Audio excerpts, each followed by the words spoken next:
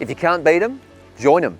In the wake of the Toyota RAV4's complete and utter market dominance, that's exactly what rival car brands are thinking, jumping on the hybrid bandwagon en masse. Case in point, the Hyundai Tucson plugless hybrid. It's priced from $45,000 and is hoping to steal sales from the RAV4. So in this comparison, we're going to test which is the cheapest to run, which one has the best tech, I love this touchscreen, and which is simply the easier to live with. What's with all the beeping? So buckle up, grab a tasty beverage, and let's see if the Toyota RAV4 is still the king of the hybrid hill.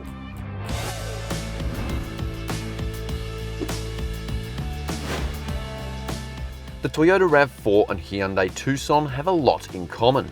They're both mid-size SUVs, meaning they're not too small for family duties, but not so big as to make parking a pain in the tuchus.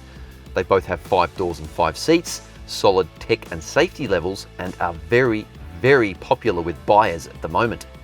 But the RAV4 has been the dominant force in a saturated mid-size SUV class for a long time. And how's this? 1 in 4 mid-size SUVs sold in Australia is one of these. In fact, the hybrid has been so successful, it is now the only powertrain available with the RAV4 in Australia. Yet the sole engine choice has done nothing to slow the ravenous consumer appetite, despite a 4-month waitlist. Which is where the hybrid Hyundai Tucson comes in. Already the second best-selling hybrid SUV in its class behind the RAV4, roughly 1 in 3 Tucsons sold are now hybrids, which is impressive given this facelifted model has only been on the market for a few months. We're evaluating the most expensive high-end versions of both vehicles, the RAV4 Edge Hybrid and the Tucson Premium, fitted with the Sports Luxury N-Line pack. And both will set you back around $65,000 once on-road costs are added. These top dog model grades both get large 19-inch alloy wheels and external LED lights all around to denote their flagship status, while the Hyundai's N-Line pack adds sportier bumpers and side skirts. Both vehicles have similar 5-year warranties, but the Toyota warranty extends to 7 years for the engine and driveline. However, roadside assist adds an annual fee of almost $100, while the Tucson gets it for the lifetime of the vehicle, making ownership costs almost level. The catch is, you must service the Tucson at a Hyundai dealership to be eligible. While Toyotas have better retained value than, well, pretty much any other car brand out there, the Hyundai isn't too far off the pace, and neither vehicle is going to disappoint when you go to on-sell, unless you put 400,000 Ks on the clock, scratch every rim and ding it up pretty good. In terms of size, the Hyundai is slightly longer and has a larger wheelbase. That's the distance between the front and rear axles. This means it should have more passenger and cargo space. When it comes to engine types, both employ plugless hybrid powertrains, which means, well, you don't have to plug them in. So they can recharge using the engines and also a little bit of recuperative braking. They're very similar in execution. They both employ petrol engines, electric motors and small batteries, but the combustion engines are quite a bit different. The Toyota's larger engine doesn't generate as much power as Hyundai's turbo powertrain, but a quick squeeze at the fuel economy claims shows the Toyota to be more efficient. We'll find out later in the vid whether this is actually the case. Both cars run automatic 6-speed transmissions, a CVT in the Toyota, a conventional auto in the Hyundai. Both are all-wheel drive and both can run in pure EV mode, switching off the petrol engines for short periods of time. These hybrid engines are hot right now, but what's it like inside? Let's check it out. This 5th generation Toyota RAV4 has been around since 2019, which in car terms means it's getting very close to retirement age.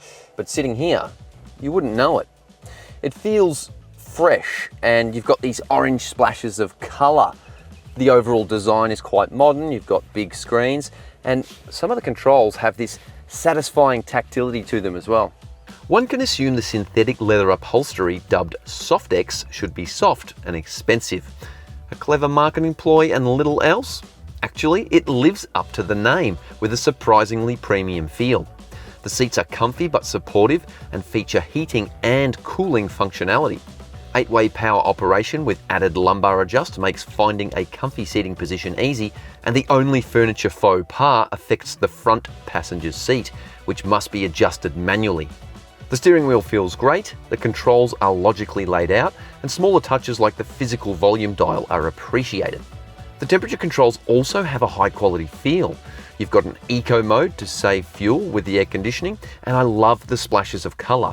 But there are also some rather cheap and scratchy plastics below the belt line, and the centre console feels flimsy. The audio quality from the JBL stereo is good, but not great. If you prefer order over chaos, the RAV4 will be just the ticket because it's got lots and lots of storage cubbies, starting with these excellent spring-loaded cup holders. Not only are they nice and secure, but they're super deep. You've got this cowling around the top here so that if your drink spills, for example, you've got a coffee in there or whatever, it's going to stay in this area. It's not going to go down between the console and the seats, which is really hard to clean. It's not going to get stuck in all the controls. It's a good setup. There's also a wireless phone charger in here, which is also a good little incidental storage area. You can throw odds and sods in there. A small glove box with a nice little shelf here for bits and bobs. You've got the sunglasses pocket there. There are 3 USB ports, a USB-A here for smartphone mirroring, and in a medium-sized central bin, there are 2 more USB-C ports for fast charging. There's also door pockets, but larger drink bottles like this Mega Gulp do not fit. You get an average-sized 10.5-inch central touchscreen that delivers clean, crisp visuals. But the menu layout is a little clumsy, and the operating system can be slow to refresh and respond to input. That said, the native GPS satellite navigation is reasonably easy to input directions into and very effective once up and running. Wireless Apple CarPlay is in there, but Android Auto is wired only. The 12.3-inch digital instrument display looks great with clear visuals. There's loads of customization options and heaps of useful driving data as well. There's no head-up display, which is a bit disappointing for a top-spec model, but you do get a digital rear-view camera, which is very handy when the boot's chockers. It basically streams footage from a little camera in the rear window. There's also some other nice tech in the form of Toyota connected services. So hook up your smartphone to the car and you get remote supervision. You can track the car, you can see what the status is, how much fuel's in there, all sorts of things. That is complimentary for 1 year, but after that, the subscription costs $20 a year. The reversing camera delivers above average clarity with detailed imagery streamed from the camera, plus an overhead 360-degree view with an excellent transparent feature that makes parking a doddle. There's a couple of ultra-wide views, but no 3D mode. All right, I'm in the Tucson now, and it's definitely a sportier, more stylish proposition. You've got this N-line steering wheel, the gorgeous seats with black leather, overt red stitching all over the shop, N logos here, there, and everywhere. It exudes sophistication, thanks to things like these huge dual screens, and there's a greater sense of space thanks to a more open cabin design. The darker motif gives it a more premium look and feel, and although it's ironic that the genuine leather accents on the sides of these seats feel like fake leather compared to the RAV4's plush Softex materials, the Tucson's central suede sections are lovely and won't scorch your bum after the car's left out to cook on a hot, sunny day. The seats themselves have slightly firmer cushions, and I think I prefer the Toyota's softer seats. But in terms of support, the side bolsters are pretty much same for both cars. The Tucson has the same 8-way power adjustable driver's seat with added lumbar adjust, but unlike the Toyota, it also adds 2 memory settings and 8-way power adjust for the front passenger as well. It also matches the RAV4's heated and cooled front seats, but adds a 2-stage steering wheel heater to its thermal arsenal. The steering wheel is a bit sportier, but the steering wheel controls are similarly sensible in their layout. You get physical audio and climate controls too, including a fuel-saving driver-only air conditioning mode. All the dials and buttons have an upmarket tactility like the RAV4, and while the touch-sensitive controls look tremendous, complete with blue confirmation pulse, they can be trickier to nail on the move. But the 8-speaker Bose stereo offers significantly higher fidelity audio, way more bass and better equalization than in the Toyota. Material quality throughout is on par with the Toyota, although the finishes are generally to a slightly higher standard, and the switchgear has a more premium feel. While the cup holders aren't quite as large or as stout as in the RAV4, and there's no sunglasses holder, Incidental storage overall is better in this vehicle, starting with a larger central bin. This area here gives you easier access to the phone charger and cup holders and also the controls. Glove box, pretty much the same size. The shelf is a little bit bigger, but this area down here is fantastic. It's big. You can throw all sorts of stuff down there. Plus you've got 2 USB-C ports, 12-volt socket, and the door pockets, like the RAV4, do not fit the Mega Gulp. The 12.3-inch central digital screen is bigger, brighter and better, has a faster processor, quicker touch response and a better menu layout. All in all, the tech is much better here and more satisfying and easier to use.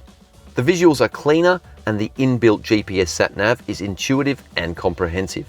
Wireless Apple CarPlay matches the RAV, but it adds wireless Android Auto as well. That's a nice touch.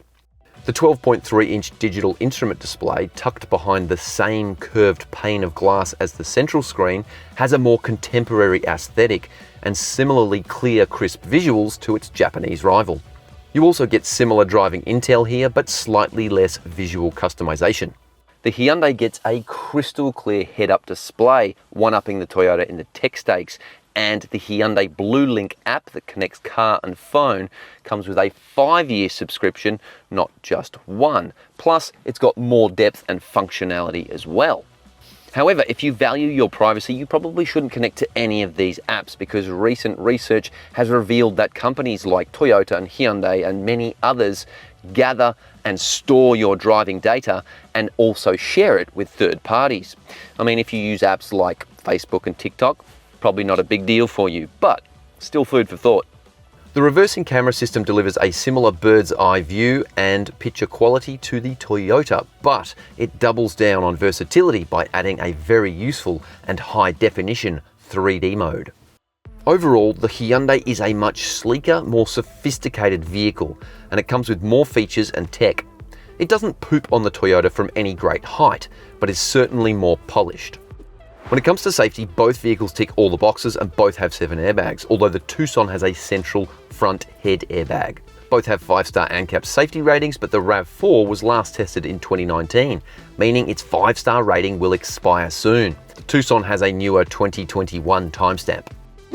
The RAV4's back seats are great, with similar comfort levels and the same supple synthetic leather as the front seats, and you sort of sit in them rather than on them because there's a bit of contouring and this under thigh area is angled up. It's pretty good. Headroom, pretty good too. Legroom, not bad, but bear in mind, as always, I do sit pretty close to the steering wheel. Back seat amenity starts off well with twin USB-C ports down here. You've got dual adjustable air vents, a fold out armrest with cup holders. There's door pockets down here. There's also one seat back pocket, but there's no reading lights, although you do get 3 top tether child seat anchorages and 2 ISOFIX points, which is good if, like me, you have kids and need to shove some baby seats in here.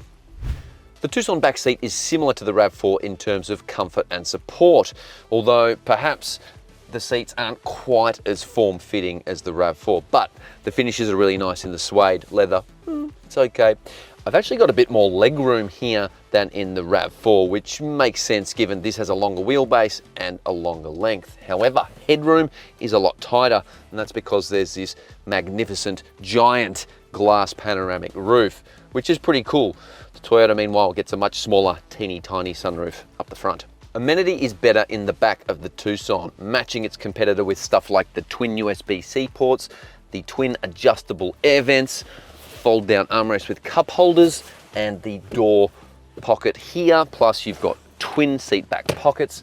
Then you add reading lights, thank you very much, and this control panel here that is normally reserved for limos. This allows you to open up more space for the passenger sitting on this side without getting out of the car. It's really cool. And I guess there's a reason why there isn't one on this side, because if you started messing with the driver's seat, they would probably clobber you. But wait, there's more. You also get heated back seats, very nice. They also recline further than in the Toyota, which is good if you want to have a little kip. Plus, the doors open a lot wider, which is important for parents like me when you're trying to shove a recalcitrant child back into the car. Speaking of which, you get ISOFIX points, 2 of them, plus 3 top tether anchorages as well. The Toyota has a power-operated tailgate that beeps a little bit, revealing a reasonably large cargo area. And it's also got a low boot floor, which I like because it makes loading and unloading all your junk nice and easy. I like the cargo cover that slots into this area under here, but amenity is nothing special, with 4 tie-down hooks, a little netted storage area, an LED light and a 12-volt socket. There's no bag hooks, no quick release latches for the rear seats, but you do get a space saver spare tyre. The Tucson also features a powered tailgate that beeps less but louder.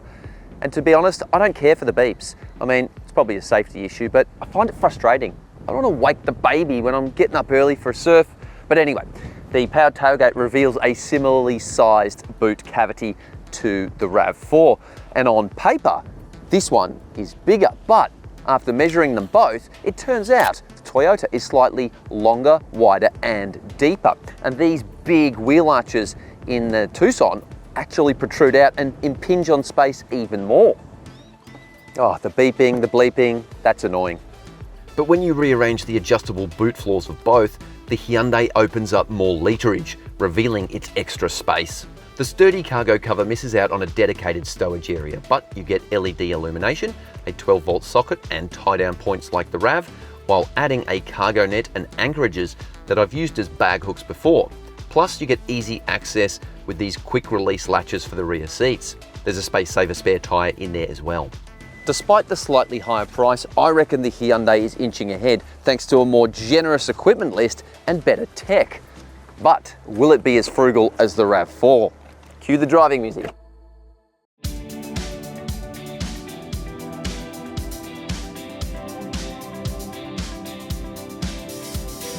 Before we get to our crucial real-world fuel consumption figures, first impressions of the Toyota RAV4 are very positive. The moment you get in and pull away, everything works smoothly and easily, and it's an absolute doddle to drive, especially around the suburbs. The hybrid powertrain is very effective around town, and although there's an EV button to force it solely into electric mode, it pretty much does what it wants, when it wants.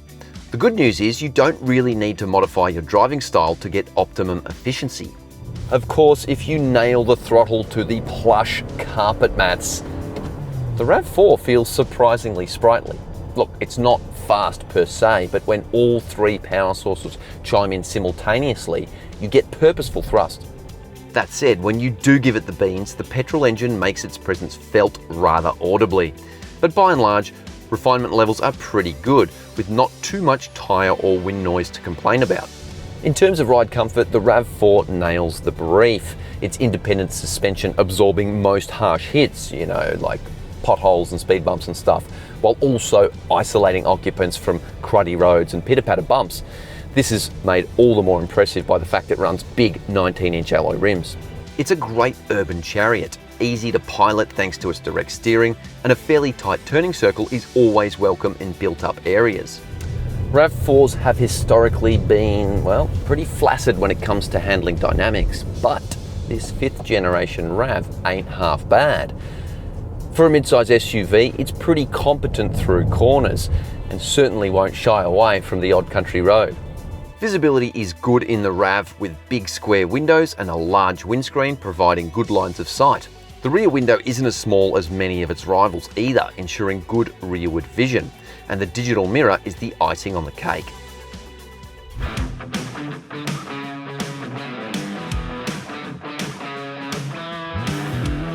Alrighty, Tucson time, and right away it feels a bit sleeker. It feels more premium and more expensive. And while it is targeting the RAV4 for sure, there's a sense that it's kind of chasing European rivals as well. Compared to the RAV4, the powertrain is more refined and less acoustically abrasive when the petrol engine kicks in. The conventional automatic gearbox is also a nicer pairing than the droning CVT of the Toyota as well. And when it comes to powertrain performance, the extra poke makes it faster and more determined off the line. It's definitely the more muscular of the two. But in this test, pace is not the metric for success. fuel economy is. And being frugal in the Tucson requires a lighter touch than in the RAV4, and particularly from standstill. Get too aggressive with the throttle and the petrol engine kicks in sooner, and there's also no dedicated EV mode, which feels like an opportunity missed. That's not to say the Tucson's hybrid system is ineffective at slower speeds, just that it requires a more considered driving style. However, the Tucson Hybrid does its best EV work at higher speeds once you're up and cruising, between around 40 and 70 kilometers an hour, something the RAV4 is more reluctant to do. So while the RAV4's hybrid setup is slightly better at the stop-start stuff, its Korean rival can achieve higher speeds in pure EV mode without the combustion engine assisting. Our testing revealed that it can also drive slightly greater distances than the RAV4, up to around 2 kilometers by my measure. I reckon this is due to the fact that the Hyundai has a 50% larger or denser battery pack than the Toyota. While the Hyundai has a slightly firmer ride quality, which means you feel more of the road surface, comfort levels are more than acceptable. Additionally, it seems to settle more effectively over speed bumps and undulations. Neither car has adaptive suspension, but neither of them really need it. They're both very easy to live with. The Hyundai is a good urban explorer, and while the RAV4 has a tighter turning circle which makes parking and U-turns, that sort of thing, a bit easier, they're both very good at carrying out those everyday tasks we face in modern day life. When it comes to refinement levels, the Hyundai's powertrain is less intrusive, but I did notice slightly more tyre roar on coarse road surfaces. Both cars have sport modes, which is nothing novel, but only the Tucson gets baby mode. This world-first system might sound like a gimmick, but it's actually pretty effective and works by smoothing out throttle inputs in forward and reverse during low-speed driving. As anyone with kids knows, never wake the baby. In open-world driving terms, the Hyundai is a more competent vehicle and more engaging to drive. This is because it's got slightly firmer suspension and deals with the SUV's mass better. In turn, this makes it less inclined to pitch and roll through corners. Simply put, it sits flatter, and that engenders confidence. Visibility isn't an issue in either car, and while the RAV4 has a bigger glass house and slightly better sight lines, the blind spot cameras in the Hyundai are really useful. What isn't so useful are the constant chimes and audio warnings admonishing you when you ignore a change in speed limit and things like that. However, this new facelifted model has a kill switch. Hit the start button, touch the screen, and bang, you can turn all that stuff off. Very handy. But now to the all-important fuel economy numbers, because this could sway your vote one way or the other. Toyota reckons the RAV4 is more efficient, but our testing reveals them to be neck and neck in terms of real-world fuel consumption. During a 50-kilometer loop where both cars were driven in the same manner across a range of urban, highway and hilly country roads with twists and turns, they both returned exactly the same fuel consumption figure. Granted, both figures are a fair bit higher than the official fuel consumption numbers, largely due to our hilly, challenging test loop. But the results are probably far closer to what most owners can expect to achieve in everyday conditions, and especially over the long run. If your purchase decision is to be based on how much fuel you'll save at the Bowser, you'll have to toss a coin here. Ultimately, both cars are fit for purpose. They're perfect family chariots with plenty of interior room, but they're not so large that parking them in a busy car park is going to give you a headache. They are both adept urban explorers, but the Tucson shines a little brighter out on the open road and has a bit more verve. But it's not hard to see why the Toyota RAV4 is so popular. There's no major shortcomings here and few reasons not to recommend it. But you could easily say the same thing about the Hyundai Tucson, only it brings something extra to the party. That je ne sais quoi, an intrinsic X factor that manifests in a more premium look and feel. Simply put, it's more desirable. Even though the Toyota has unbeatable resale value, I reckon the Hyundai is a more compelling proposition overall, and I reckon it's going to be more satisfying to own. And given the Tucson's fuel consumption virtually mirrors that of the highly lauded Toyota RAV4 during our testing, plus it's got better features and tech, it wins this comparison by a narrow but meaningful margin. Thanks for watching, hope you liked the video, and what do you reckon? Are plugless hybrids the way of the future? A stepping stone to EVs perhaps? Have your say in the comments below, and don't forget to like and subscribe, and see you next time.